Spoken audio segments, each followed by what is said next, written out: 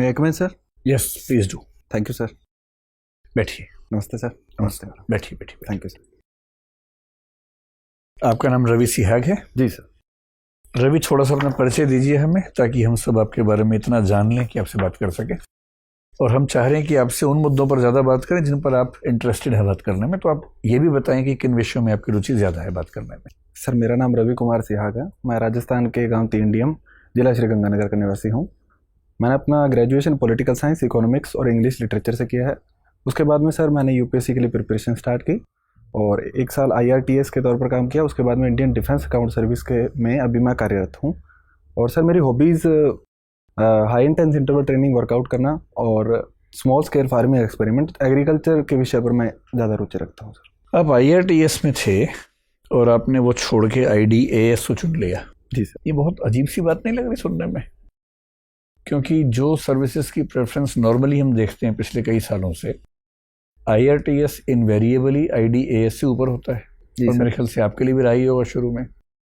तो फिर IRTS होने के बाद IRTS से रिज़ाइन करके IDAS को चुनना, डिफेंस अकाउंट्स को चुनना, ये एक प्रैग्मेटिक फैसला था, सर्विस ओरिएंटेड फैसला था, या कुछ और निहितार्थ हैं इसके पीछे?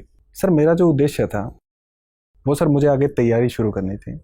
IRTS में सर एक डायनेमिक सर्विस है, टाइम कंज्यूमिंग सर्विस है। उसमें सर मैं अपनी प्रिपरेशन को जारी नहीं रख पाता। तो इसलिए सर लागत लाभ विश्लेषण के आधार पर और इंडियन डिफेंस अकाउंट सर्विस के प्रोफाइल के बारे में पढ़ा, तो सर मुझे अच्छे इसमें प्रोस्पेक्टस लगे। तो इस वजह से सर मैंने ये सर्विस ज्वाइन की थी। तो बेसिकली आपने IDAS इसलिए चुना कि टाइम आराम से मिल जाता है, काम कम करना पड़ता है और मैनेज हो जाता है। जी सर। तो ये बात सही साबित हुई उस सर्विस में आने के बाद? जी सर, ये बात सही साबित हुई है सर। मैं इस बार का मेरा मेंस अच्छा गया है और अभी मैं इंटरव्यू में हूँ, तो मैं मानता हूँ कि मैंने सही फैसला लिया था। तो अभी आप ट्रेनिंग पे हैं या सर्विस में आ चुके हैं? जी सर, मैं सर्विस में आ चुका हूँ, अभी ट्रेनिंग पे हूँ। मतलब ट्रेनिंग जो एकेडमी की है उसमें है या अभी ऑन द जॉब ट्रेनिंग में चले गए हैं?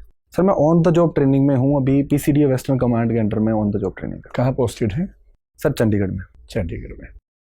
ये बताएं कि रेलवे में बहुत समय तक एक समस्या चलती रही जिसको हम डिपार्टमेंटलाइजेशन या कंपार्टमेंटलाइजेशन बोलते हैं। इसमें दिक्कत थी कि रेलवे अकाउंट्स के लोग, रेलवे पर्सनल के लोग, रेलवे जो बाकी सर्विसेज हैं, ट्रैफिक के लोग या इंजीनियरिंग सर्विसेज के लोग, उन सब में इतना गुटबाजी होने लगी कि रेलवे के लिए मैनेज करना मुश्किल हो गया। तो फाइनली एक फैसला हुआ कि हम इन सब सर्विसेज को मर्ज करके, पुलिस को छोड़ के, RPF को छोड़ के IRMS बना देते हैं, रेलवे मैनेजमेंट सर्विस बनाते हैं, जो कि बन भी गई है। इस बार से वो उसकी वैकेंसीज भी आ गई हैं। आपको नहीं लगता कि डिफेंस में भी ऐसा कर देना चाहिए? डिफेंस अकाउंट्स, डिफेंस एस्टेट्स और फिर आर्म फोर्सेस हेडक्वार्टर सर्विस, इन सब की क्या ज़रूरत है? अलग अलग एक ही क्यों ना कर दें इन सबको? मतलब जो नॉन बैटल फील्ड सर्विसेज हैं, जो बैटल फील्ड की हैं वो तो अलग है, लेकिन जो बैटल फील्ड में लोग नहीं जाने वाले हैं, जिनको सिविलियंस आपकी मतलब लैंग्वेज में सामान्यतः कह देते हैं, उन सर्विसेज को अलग अलग रखने का क्या प्रयोजन हो सकता है?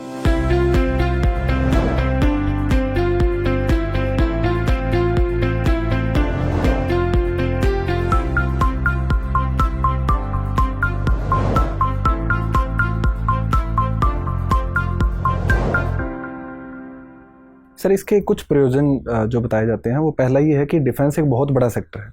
रेलवे भी बड़ा सेक्टर था, लेकिन रेलवे का बजट पिछले कुछ दशकों से क्रमिक रूप से घटा है। तो इस वजह से रेलवे की सर्विस का मर्जिंग किया गया था, क्योंकि सर रेलवे के बोर्ड में सर्विसेज को लेकर काफ़ी टकराहट रहती थी। तो प्रतिभा के आधार पर बोर्ड में चयन नहीं हो पाता था। 1905 से जो बोर्ड चल रहा था उसमें सुधार अपरिहार्य हो गए थे। डिफेंस के स्तर पर सर ये बातचीत चल रही है कि डिफेंस की सर्विसेज को मर्जिंग किया जाए। उसमें एक मुख्य मुद्दा है कि जो अकाउंटिंग सर्विसेज है उनको मर्ज करने का मुद्दा भी शामिल है। उसके अलावा जो स्टेट सर्विस है उसमें भी डिफेंस पर्सोनल्स का कहना है कि उसमें जो डिसीजन लेने की पावर है वो आर्मी पर्सोनल्स को दी जाए, ताकि जो निर्णय हैं वो त्वरित रूप से लिए जाए। सर इसके आगे जो भी संभावनाएं हैं वो आगे देखनी पड़ेगी कि किस प्रकार। तो आपकी राय में Indian defence account service, Indian civil account service, Indian railway account service, इन सब को मर्ज कर दें और ऑडिट अकाउंट्स को भी शायद इनके सब के साथ मर्ज कर दें, वो ज़्यादा अच्छा उपाय है, या डिफेंस की सर्विसेज को आपस में मर्ज करना बेहतर है?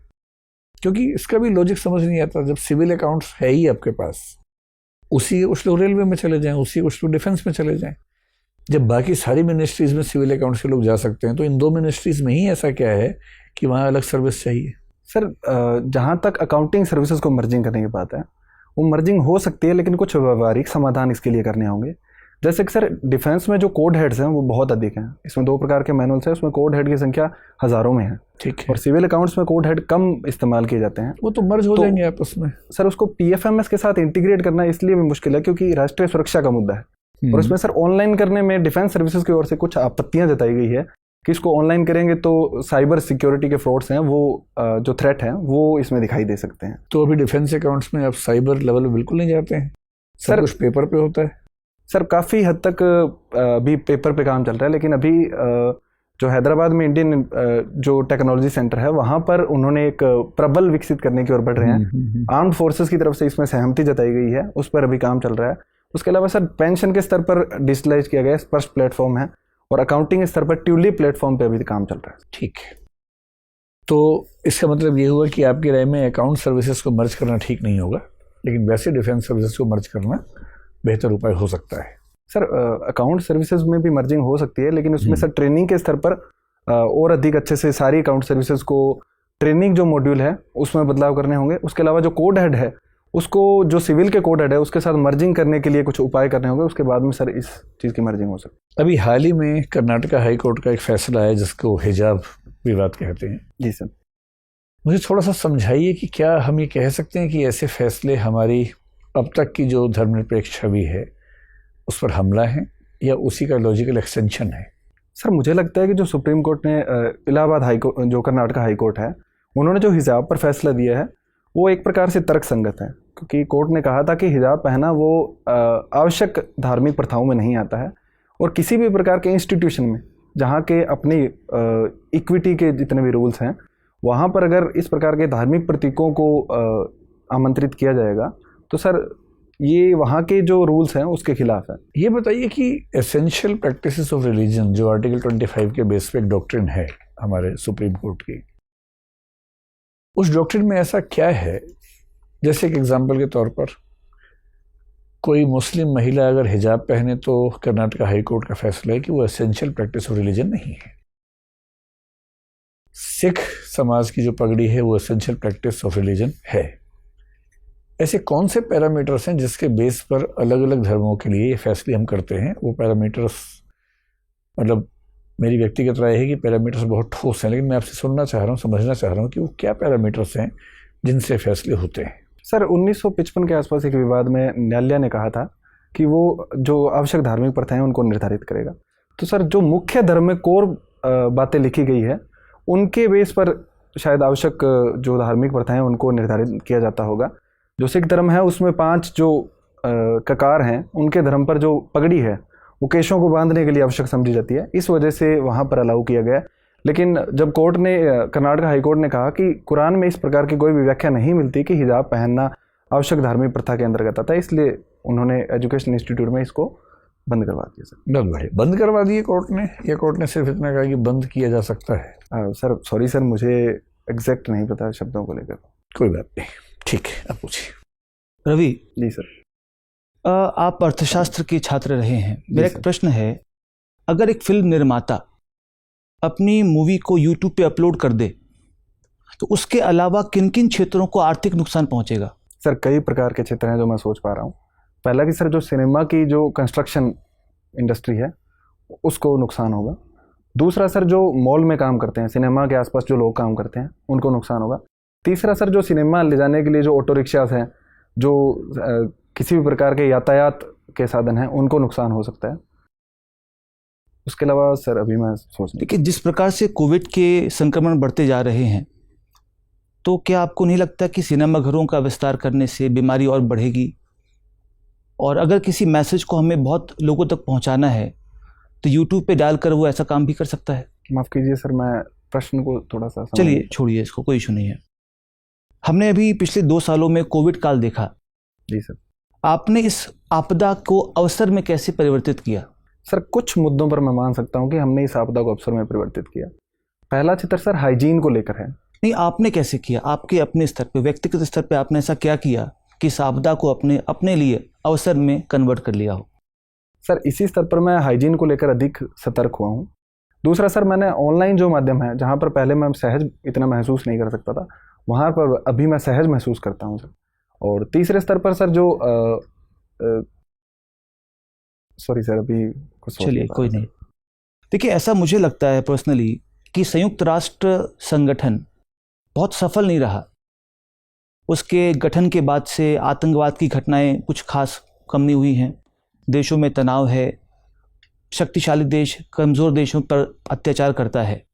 तो क्या आपको नहीं लगता कि इसको भंग कर दें, एक नए सिरे से किसी नए संगठन की कल्पना की जाए? सर मुझे लगता है कि इसको भंग करने के बजाय इसमें सुधार किए जाने चाहिए, क्योंकि इतने वर्षों में 1945 लेकर हमने जितना निवेश किया है, जितने इसकी संस्थानों में निवेश किया है, इंस्टीट्यूशन बनाए हैं, रूल्स एंड रेगुलेशन बनाए हैं, उसको स्ट्रेंथन करना ज़्यादा प्रभावी होगा बजाय कि एक नई संस्था बनाने के। क्योंकि सर इसका कोई भी प्रमाण नहीं है कि जो नई संस्था बनाएंगे वो नए विश्व में जितने भी इस प्रकार की घटनाएं होती है उसको रोक पाने में सक्षम होगी या नहीं। तो अगर संयुक्त राष्ट्र में सुधार किए जाए तो वो ज़्यादा प्रभावी मैं मानता हूं। तो मान लेते हैं आपको एक मौका दिया जाए कि संयुक्त राष्ट्र सुरक्षा परिषद के आपको स्थायी मेंबर्स चुनने हैं, तो कौन से 5 देश होंगे जिसको आप चुनना चाहेंगे? सर क्या P5 के अलावा बताना? बिल्कुल बिल्कुल फ्रेश हमें चुनना है, कोई 5 देशों का एक समूह जो स्थायी सदस्य होंगे यूएनएससी के। तो आपके हिसाब से किन देशों को उसमें से निकाला जाए, किन देशों को उसमें शामिल किया जाए, जरा बताएं। सर मैं मानता हूं कि एक महाद्वीपीय प्रतिनिधित्व को मैं एक क्राइटेरिया मानूंगा, जिसमें अमेरिका को नॉर्थ अमेरिका से मैं लेना चाहूँगा, और एशिया में सर मैं 2 या 3 देशों को लेना चाहूँगा, क्योंकि काफ़ी बड़ा महाद्वीप है, जिसमें रूस, चीन, भारत या जापान, इन चारों में से 2 या 3 को मैं लेना चाहूँगा। उसके अलावा सर अफ्रीका से 2 या 3 देशों का प्रतिनिधित्व मैं चाहता हूँ, और यूरोप से 1 या 2 देशों का प्रतिनिधित्व, जिसमें हमारे पास 5 देशों का ही एक व्यवस्था है। तो 5 सर। देशों का नाम बताइए मुझे आप। सर अमेरिका, ठीक है, भारत, ठीक है, चीन, दक्षिण अफ्रीका और जर्मनी। अच्छा जर्मनी। जी सर। फ्रांस क्यों नहीं? सर जर्मनी की जो इकोनॉमी है उसमें सबसे अधिक है, और दूसरी बात है कि सर वहाँ पर न्यूक्लियर जो वेपन है वो भी जर्मनी के पास नहीं है सर। तो एक प्रकार से अगर हम डी न्यूक्लियराइजेशन के मुद्दे पर बातचीत करेंगे तो जर्मनी एक बेहतर विकल्प साबित होगा दूसरे देशों की बजाय। अच्छा, देखिए हवाला और हलाला, इनमें क्या अंतर है? सर हवाला एक ऐसी प्रक्रिया है जिसके तहत अवैध रूप से विदेशों से मुद्राएं भेजी जाती है, जिसमें कुछ कमीशन एजेंट होते हैं, वहाँ से लेन देन को यहाँ पर लेन देन करते हैं। और हलाला है सर वो शायद निगाह हलाला से संबंधित आप पूछ रहे हैं, तो उसमें ये 3 तलाक का एक प्रकार है, जिसमें 3 बार तलाक बोलकर तलाक की प्रक्रिया को अंजाम दिया जाता है। अच्छा, देखिए हवाला की अगर हम बात करें तो देशों के बीच में इस प्रकार की जो प्रक्रिया है उसको रोकने के लिए या मनी लॉन्ड्रिंग को रोकने के लिए FATF नाम के एक जो बॉडी है उसका गठन किया गया है। जी सर। किसने किया था? सर ये G7 के देशों द्वारा किया गया था, जिसमें मुख्यतः G7 देशों की एक मीटिंग में FATF का गठन किया गया था। एग्जैक्ट सर जो ईयर है वो मैं भूल रहा हूँ। चलिए कोई नहीं। तो इसमें ग्रे सूची क्या होती है FATF में? सर ग्रे सूची में उन देशों को रखा जाता है जो व्यापक निगरानी के तहत कार्य करते हैं और जिन पर भविष्य में सैंक्शंस लगाए जा सकते हैं। कोई देश ऐसा है जिसको रखा गया उसमें? सर पाकिस्तान को अभी हाल ही में ग्रे सूची में रखा गया है। और किन्हें रखा गया ब्लैक सूची में? सर 2 देश हैं, ईरान और उत्तर कोरिया, जिनको ब्लैक सूची में रखा गया। चलिए thank you. Thank you sir. Ravi ji madam. आपके गांव का नाम बड़ा यूनिक है, जी मैडम। क्या मतलब है इसका? मैडम मेरे गांव है जो पहले एक मरुस्थल का क्षेत्र था, इंदिरा गांधी नहर आने के बाद में ये क्षेत्र पूरी तरीके से परिवर्तित हो गया। तो एक प्रकार से नहर के योगदान को देखते हुए नहर से जो छोटी वितरिकाएं निकलती है जिनको माइनर कहते हैं, उनसे जो पानी की निकासी के द्वार होते हैं उनके द्वारों के नाम पर गांव का नाम रखा गया है। तो DM का मतलब है कि डबजाल एडजॉइनिंग माइनर, जो इंदिरा गांधी की एक छोटी माइनर है जो डबजाल गांव से होकर प्रवाहित होती है, उसके नाम पर सर इसका नाम रखा गया। बहुत बढ़िया।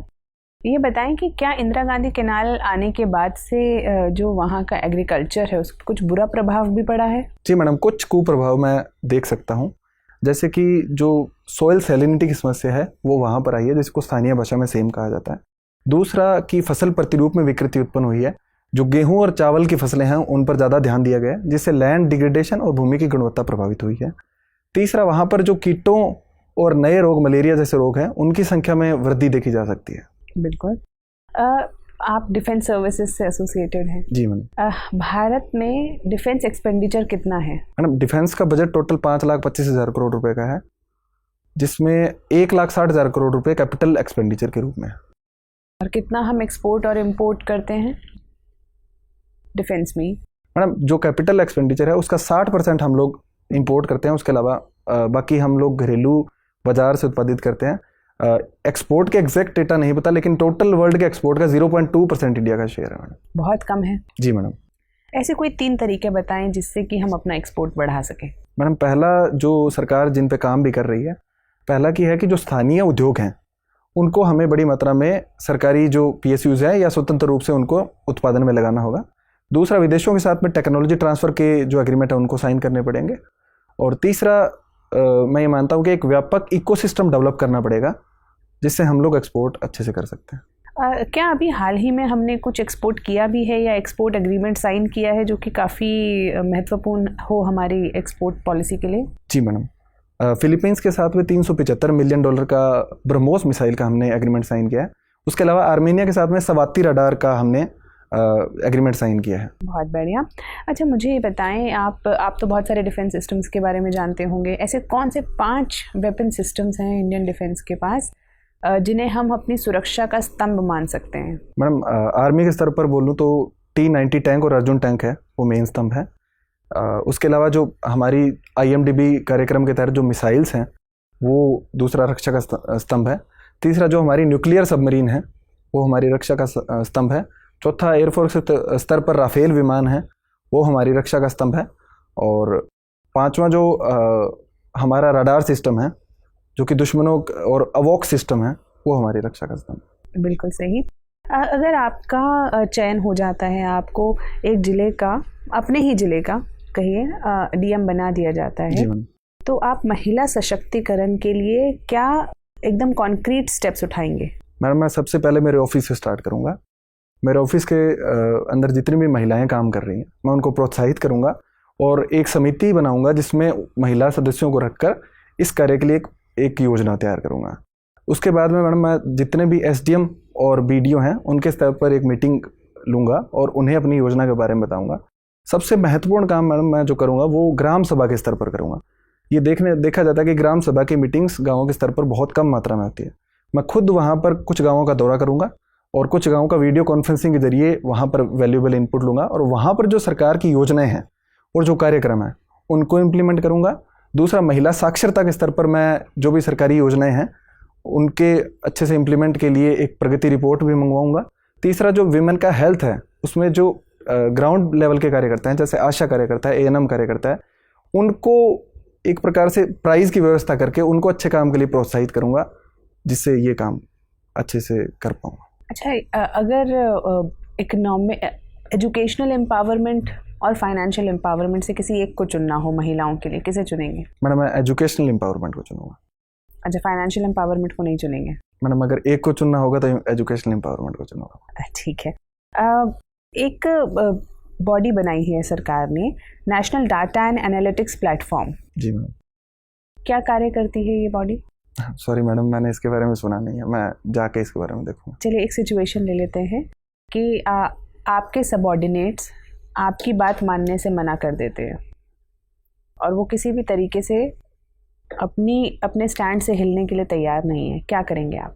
मैडम मैं सबसे पहले जो सबऑर्डिनेट्स हैं उनसे बातचीत का विकल्प अपनाऊंगा और उनसे उनकी जो नाराज़गी है या फिर जो वो मेरी बात नहीं मानते हैं उनके कारणों पे बातचीत करूंगा कि क्या कारण है कि वो मेरी बात नहीं मान रहे हैं। उनसे प्रॉपर कम्युनिकेशन करूंगा कि हो सकता है किसी कम्युनिकेशन गैप की वजह से वो मेरी बात नहीं मान रहे हैं और अगर फिर भी मैं उम्मीद करता हूं कि मैं उनसे बातचीत के द्वारा हल निकालने में सफल हो पाऊंगा। और अगर ऐसा नहीं हो पाता है तो मैडम जो किसी सीनियर की जो रिटर्न ऑर्डर हैं मैं लिखित में उनको ऑर्डर दूंगा जिससे कि उनके लिए बाध्यकारी हो जाएगा कि वो मेरी बात माने। मेरा अंतिम सवाल, अरुणाचल प्रदेश की कैपिटल क्या है? मैडम ईटानगर है। धन्यवाद।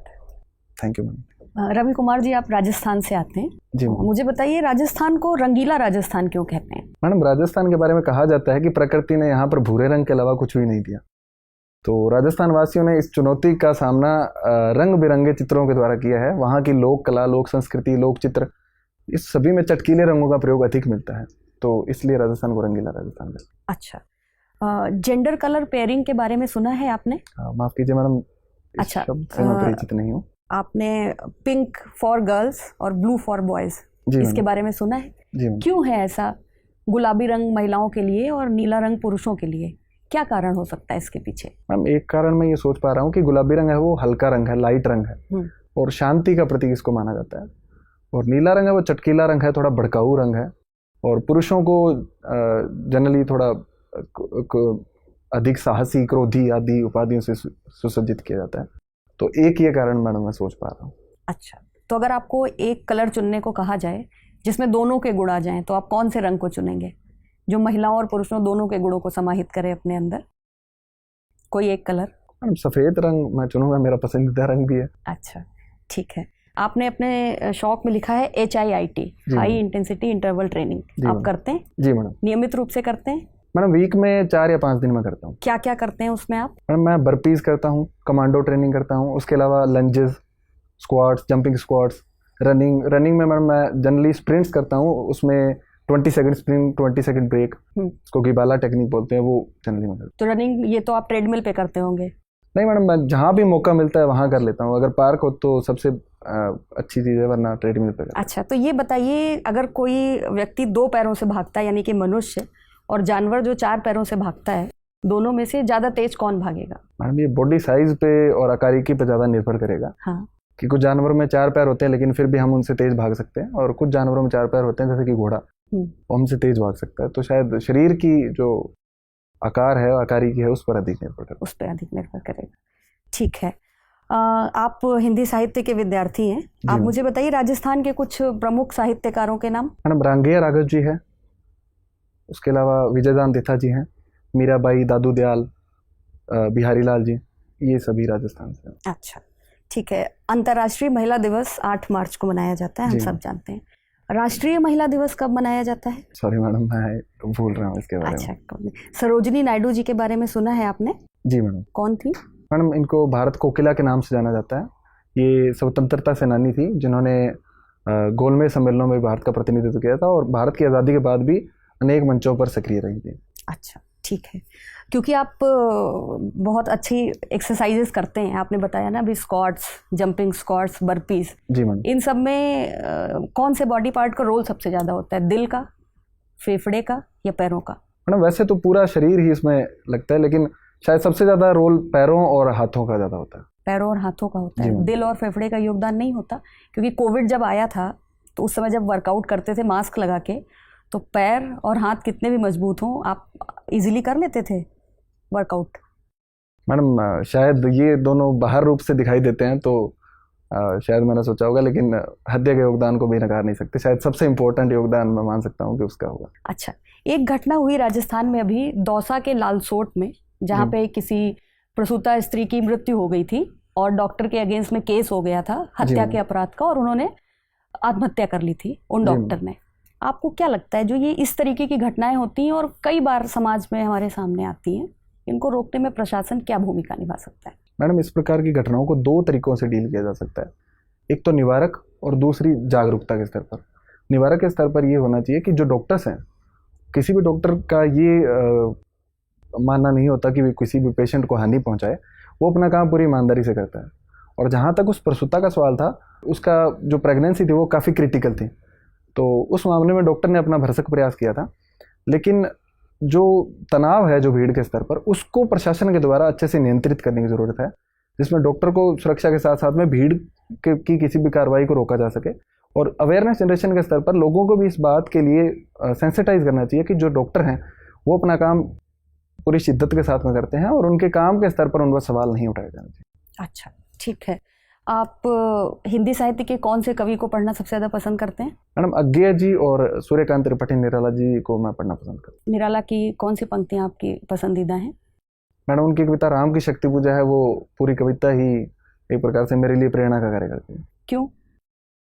मैडम उस कविता में दिखाया गया है कि किस प्रकार से व्यक्ति अगर ठान ले तो वो शक्ति की कठोर साधना के द्वारा किसी भी स्थिति पर विजय पा सकता है, इसलिए आपको। और अज्ञेय जी की? अज्ञेय जी की मैडम असाध्य वीणा मुझे काफ़ी पसंद है। असाध्य वीणा आपको अच्छी लगती है, ठीक है। रवि, आपको स्मॉल फार्मिंग एक्सपेरिमेंट्स करना पसंद है? जी सर। तो किस तरीके के एक्सपेरिमेंट करते हैं आप? सर कई स्तरों पर एक्सपेरिमेंट्स करता हूँ। जैसे कोई एक बताइए। सर एक के स्तर पर जो अभी रिसेंटली हमने सर ऑर्गेनिक जो गेहूं है उसका उत्पादन शुरू किया। अच्छा, ऑर्गेनिक की बात की जाए तो भारत के पड़ोसी देश में भी ऐसा एक एक्सपेरिमेंट हुआ जो कि बहुत ही घातक साबित हुआ है। जी सर। कौन सा देश है वो? सर श्रीलंका में ऐसा हुआ है। तो श्रीलंका में जो इकोनॉमिक क्राइसिस चल रही है उसके अगर 2-3 मूल कारण बताने हो तो कौन से कारण है? सर पहला तो कोविड-19 जो बीमारी है उसकी वजह से वहाँ का जो एक मुख्यतः टूरिज्म ड्रिवन इकोनॉमी है उसको नुकसान हुआ है। दूसरा सर जो एग्रीकल्चर में उनके द्वारा डिसीजन दिए थे कि कोई भी कृत्रिम फर्टिलाइजर या ऑर्गेनिक फार्मिंग पे शिफ्ट कर लिया था उन्होंने, फिर उसको वापस ले लिया गया। जी सर। और तीसरा सर उनकी जो राजनीतिक और आर्थिक नीतियाँ हैं वहाँ पर भ्रष्टाचार बहुत अधिक है, तो उन नीतियों को मैं अभी तो वहाँ एक जो वहाँ के शासन में जैसे भारत में भी हम लोग सुनते हैं कि परिवारवाद काफ़ी हावी रहता है। जी सर। तो एक समय में राजपक्सा फैमिली के कितने मेंबर्स थे वहाँ की सरकार में? अभी तो उन्होंने रिज़ाइन कर दिया कई मेंबर्स ने, लेकिन जब सारे थे तो कितने मेंबर्स थे? सर बताया जाता है कि 40 से अधिक परिवार है वो सरकार के विभिन्न पदों पर कार्यरत थे। और कैबिनेट की बात की जाए तो? सॉरी सर एग्जैक्ट नंबर अच्छा नहीं पता। ठीक है। मुझे ये बताइए कि कभी कभी हम सुनते हैं कि भारत को एक 2 फ्रंट सिचुएशन का सामना करना पड़ सकता है। जी सर। तो ये 2 फ्रंट सिचुएशन कैसी सिचुएशन होगी? सर 2 फ्रंट सिचुएशन की जो एक तरफ पाकिस्तान के साथ में और दूसरी चाइना के साथ में हमें युद्ध जैसी स्थिति का सामना करना पड़ सकता है। तो ऐसे समय के लिए भारत को कैसे तैयारी करनी चाहिए? सर जो पाकिस्तान के साथ में युद्ध होगा वहाँ पर हमें तीनों सेनाओं का प्रयोग अधिक करना पड़ेगा। चाइना के साथ में थल सेना मुख्य रूप से रहेगी, उसके साथ में एयरफोर्स भी उसकी सहायक की भूमिका में रहेगी। तो एक प्रकार से मैं कहूँ तो एक थिएटर कमांड के स्तर पर हमें प्रयास करने चाहिए ताकि तीनों सेनाओं में अच्छे से कोऑर्डिनेशन करके हम इस स्थिति से निपट सकते हैं। ठीक बात है। आप मुझे ये बताइए कि लगातार चाइना ने यूएस पे ये आरोप लगाया है कि वो जो एशिया पैसिफिक है, क्योंकि वो इंडो पैसिफिक नहीं कहता है, वो एशिया पैसिफिक टर्म ही यूज़ करता है, वहाँ जो यूएस है वो एक 5-4-3-2 स्ट्रैटेजी यूज़ कर रहा है। तो क्या है ये 5-4-3-2? 2 यहाँ बायलैटरल रिलेशंस है और ये अलग अलग ग्रुपिंग्स के नाम हैं। सॉरी सर इसके बारे में मैं अवेयर नहीं हूँ। मैं कुछ अंदाज़ा लगा पाएंगे? 5 अगर 4 जैसे क्वाड है तो 5 क्या है, 3 क्या है? सर 3 से मतलब ओकस से होना चाहिए। बिल्कुल।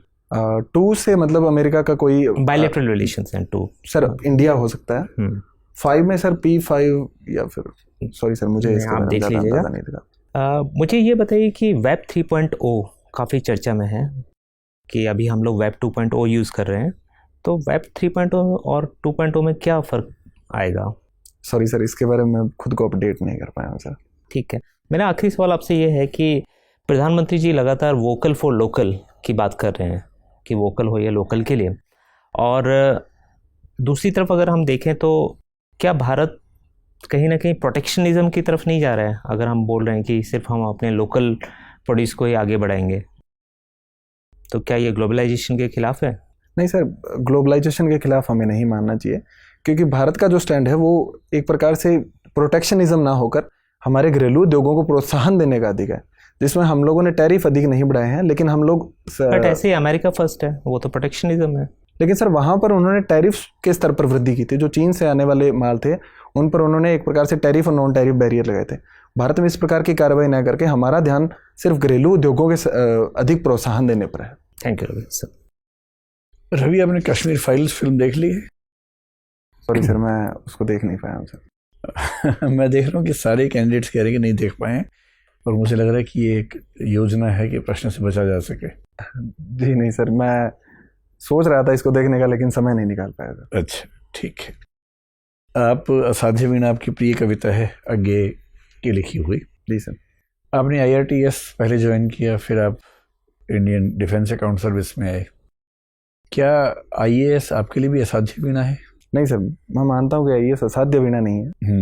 मैं इसके लिए प्रयास कर रहा हूँ, और एक प्रकार से सर मैंने बहुत डेडिकेटेड होकर इसके लिए प्रयास किए हैं।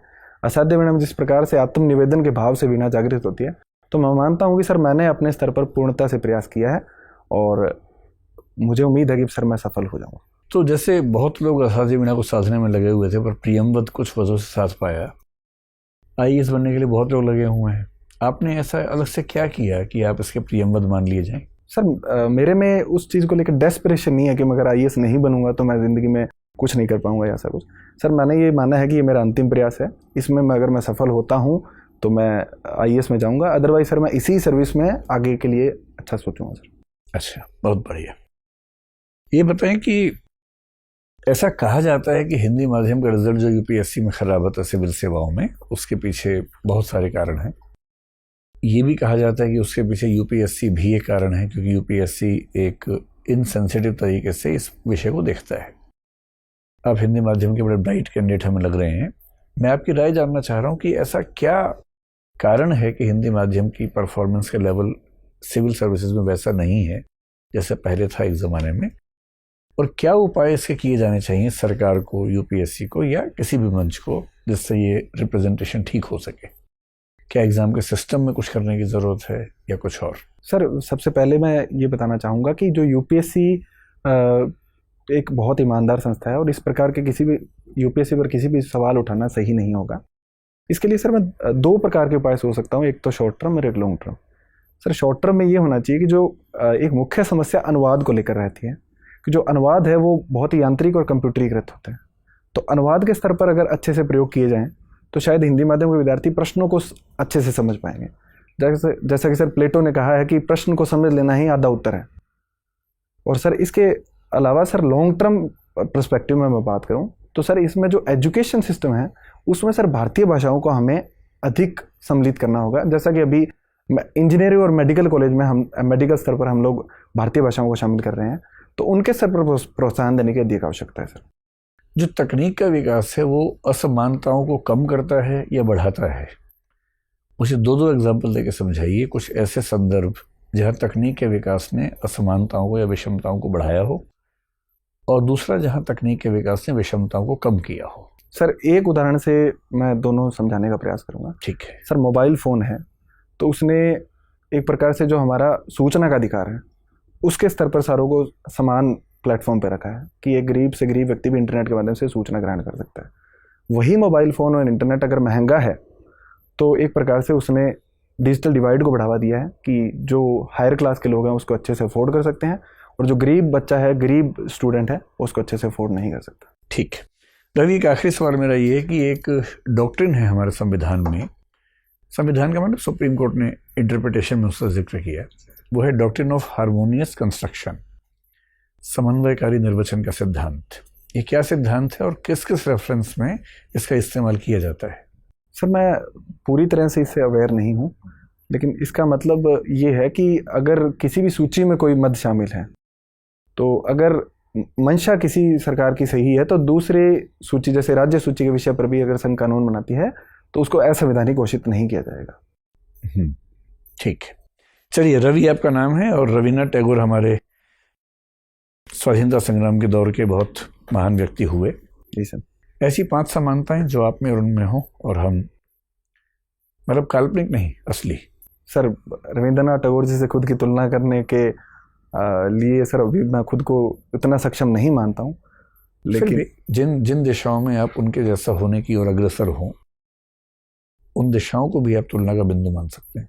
सर, एक ये है कि साहित्य में उनकी रुचि थी, साहित्य में मेरी रुचि है। ठीक है। दूसरा कि सर वो अपने विचारों को लेकर काफ़ी दृढ़ थे और मैं भी अपने विचारों को लेकर काफ़ी दृढ़ हूँ। जब तक कि सर मुझे लगता है कि मैं गलत नहीं हूँ तो मैं अपने विचारों में परिवर्तन करता हूँ, अदरवाइज सर विचारों की दृढ़ता मेरे में है। तीसरा कि सर उनके अंदर लीडरशिप क्वालिटी थी। मैं भी मानता हूँ कि सर मैं लोगों से जुड़ाव रखता हूँ, लोगों से संवाद करने में खुद को अच्छा मानता हूँ। ऐसे कौन से मुद्दे थे जहाँ महात्मा गांधी और टैगोर के बीच में असहमतियाँ थीं? सर, एक तो मशीनी विकास को लेकर उनमें दोनों में सहमति थी। दूसरा सर शिक्षा के अंदर असहमति थी। महात्मा गांधी मानते थे कि सर जो हाथ से हस्तशिल्प के कार्य हैं वो उनको अधिक तरजीह दी जानी चाहिए, और रविंद्रनाथ टैगोर जी जो विज्ञान है और मशीनों के प्रयोग को लेकर अधिक मानते थे कि उनका प्रयोग किया जाना चाहिए। दूसरा सर शिक्षा के स्तर पर महात्मा गांधी भारतीय जो विद्याएं हैं उन पर अधिक भरोसा करते थे, और रविंद्रनाथ टैगोर जी ने अंग्रेजी शिक्षा और विज्ञान की शिक्षा को भी अधिक महत्व दिया था। ठीक है रवि, आपसे बात करके बहुत अच्छा लगा, अब आप जा सकते हैं। Thank you sir. Thank you madam.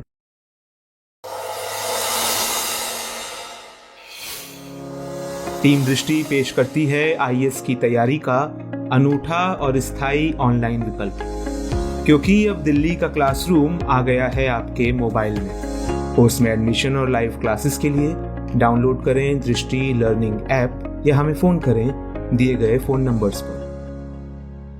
मैं एक मिनट सर। आइए। Thank you sir. बैठिए। Thank you sir. कैसा अनुभव रहा? सर अच्छा अनुभव। ठीक है, अब कुछ कहने को बचा नहीं है, कहने सुनने को बचा नहीं है। जी सर। तैयारी तुम्हारी बहुत शानदार है सर, सही आंसर दिए, सोच समझ के दिए, और दिल पे नहीं आता था। कोई ऐसी वजह नहीं है कि इस बार वो बात मतलब असाध्य में ना सध जाए। जी सर। इस बार तो सधनी चाहिए। मेंस तुम्हारा इस बार जबरदस्त हुआ ही है। जी सर। है ना? तो कोई ऐसी वजह नहीं है। कुछ जो छोटी मोटी बातें हैं वो बताएं।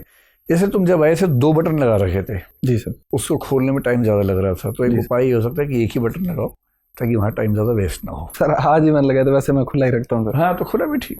2 बटन में कहीं खोलने में टाइम ज़्यादा लग रहा है, और वो 1-2 सेकंड भी थोड़े से ना कभी कभी चुभ सकते हैं किसी को। जी सर।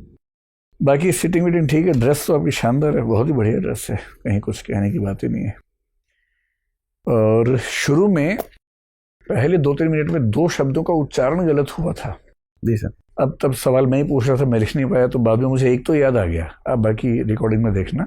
जी सर। एक तो प्रोस्पेक्ट्स बोलना था, प्रोस्पेक्टस आपने बोला था। जी सर। तो वो थोड़ा सा ध्यान रखना। ठीक है। एक हिंदी का शब्द था, अब मैं वो मिस कर रहा हूँ, वीडियो देख के आपको समझ में आएगा। मुझे भी लगा था, बट मैं खुद बोल रहा हूँ सर की क्या। देखो, एक तो उच्चारण की गलतियां क्या हैं, जो रीजनल टच होता है उसको हम गलती नहीं मानते। जी सर। जैसे एक शब्द था परिपक्व, अब वो राजस्थान का व्यक्ति जब बोलता है परिपक्व ऐसे कुछ बोलता है, वो तो रीजनल टच है, उसमें कोई दिक्कत नहीं है। लेकिन ऐसा एक शब्द आया था, एक बार आप देखेंगे तो समझ में आएगा, कुछ मिस्टेक थी, बस वो देख लेना।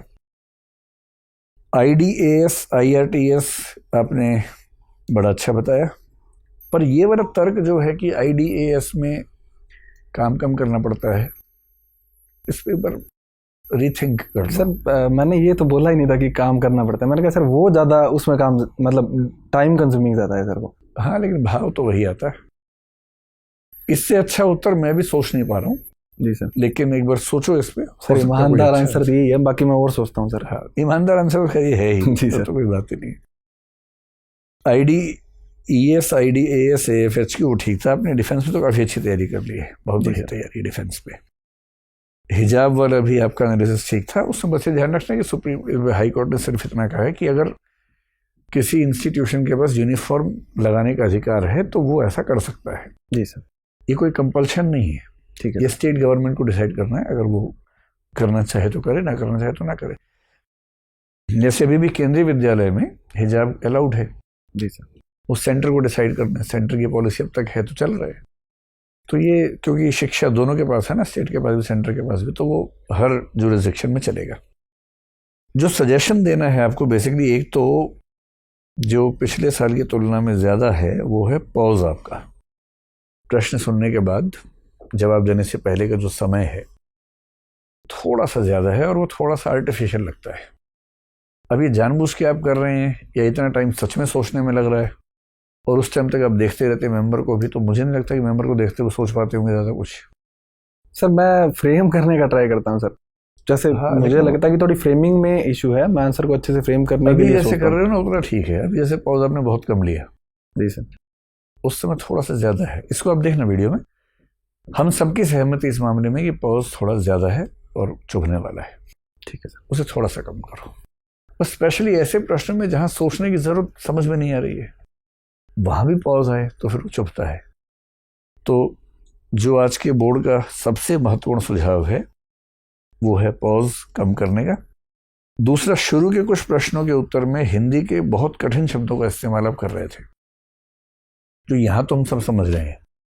इन यूपीएससी में चांसेस हैं कि 2-3 मेंबर्स ना समझ पाए। जैसे अविवेकपूर्ण एक शब्द आया था। जी सर। और वो 2-3 शब्दों के साथ जुड़ के आया था, वो शब्द भी अपने आप में मुश्किल थे। जी सर। तो बेहतर है कि जहाँ लगे कि बहुत कठिन शब्द है, या तो अंग्रेजी में साथ में उसका अनुवाद कर दीजिए, या सामान्य अंग्रेजी का शब्द बोल देंगे तो बेहतर रहेगा। जी सर। ये शुरू के 3-4 मिनट में ज़्यादा है, जब देखेंगे तो समझ में आएगा। हलाला आपने गलत बताया, हवाला और हलाला की तुलना में। हलाला तो अगर कोई मुस्लिम व्यक्ति तलाक दे दे पत्नी को, उसके बाद फिर उसी महिला से शादी करना चाहे, तो एक नियम है कि उस महिला को पहले किसी और व्यक्ति से शादी करनी होगी और विवाह को मुकम्मल करना होगा फिजिकल रिलेशंस के रूप में। उसके बाद वहाँ से तलाक मिलेगा, फिर वो व्यक्ति अपनी पत्नी से पुनः शादी कर पाएगा। इसको बोलते हैं हलाला। जी सर। तो 3 तलाक वाला मामला नहीं है, वो अलग चीज़ है 3 तलाक वाली। ठीक है। और अपने गांव का जिक्र बहुत अच्छा हुआ, डिफेंस बजट वगैरह आपने बड़ा अच्छा बताया, विमेन एम्पावरमेंट बहुत ही अच्छा बताया।